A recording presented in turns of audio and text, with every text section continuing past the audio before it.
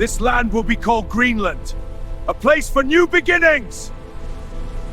A true story of fear, power, and one decision that saved humanity. In October 1962, the world came closer to nuclear destruction than at any other time in human history. There were no explosions, no mushroom clouds, no cities burning. But for 13 days, the survival of civilization depended on a handful of men making the right decision at exactly the right moment. This is the story of the Cuban Missile Crisis. The Cold War had already divided the planet into two armed camps. On one side stood the United States, wealthy, powerful, and determined to stop the spread of communism. On the other stood the Soviet Union, equally powerful, equally determined, and armed with nuclear weapons capable of destroying entire continents. After World War II, tension between the two superpowers hardened into a global standoff. Nuclear arsenals grew larger every year. Each side feared the other would strike first. Military strategists developed a chilling doctrine called mutually assured destruction. If one nation launched nuclear weapons, the other would respond, and both would be annihilated. But despite the tension, there was distance between them. Until Cuba. Just 90 miles off the coast of Florida lay Cuba.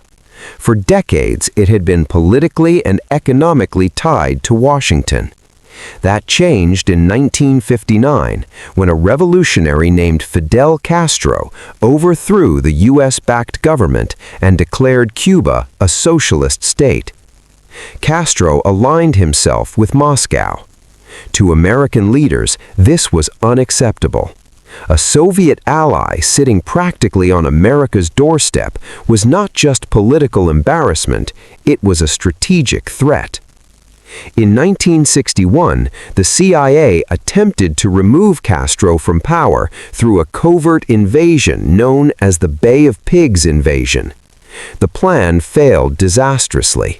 Within days, the invading force was defeated. The United States looked weak. Castro looked stronger than ever. And in Moscow, Soviet Premier Khrushchev drew an important conclusion. America might try again. Khrushchev also had another concern.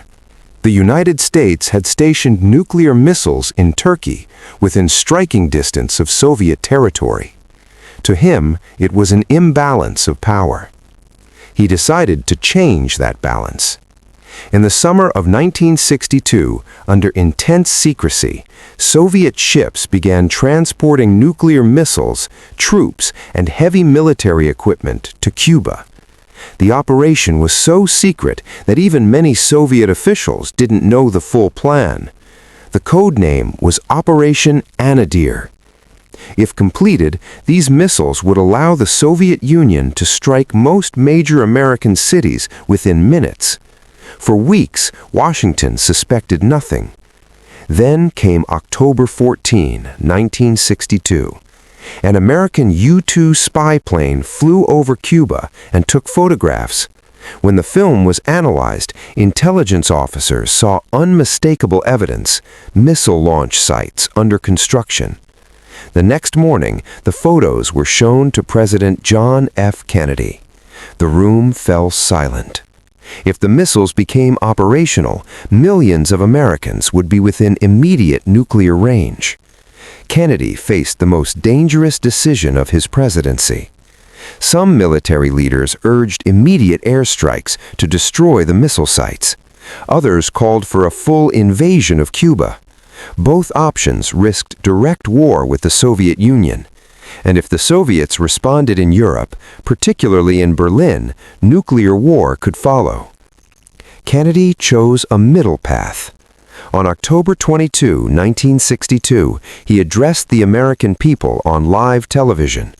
Calm but firm, he announced that the United States would establish a naval blockade around Cuba, officially called a quarantine.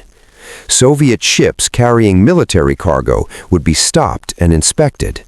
It was a bold move. If Soviet ships refused to stop, American forces would have to decide whether to fire. Across the globe, families watched in fear. Children practiced nuclear drills in school, ducking under desks as if that could protect them from atomic fire. Churches filled with people praying for peace. Supermarkets saw panic buying. Some Americans even built fallout shelters in their backyards. Meanwhile, Soviet ships continued sailing toward Cuba. For days, the world held its breath. Then, in a moment that could have changed history, several Soviet ships slowed down and turned back. But the crisis was far from over. On October 27, later called Black Saturday, events spiraled dangerously. An American U-2 spy plane was shot down over Cuba. The pilot was killed. U.S. military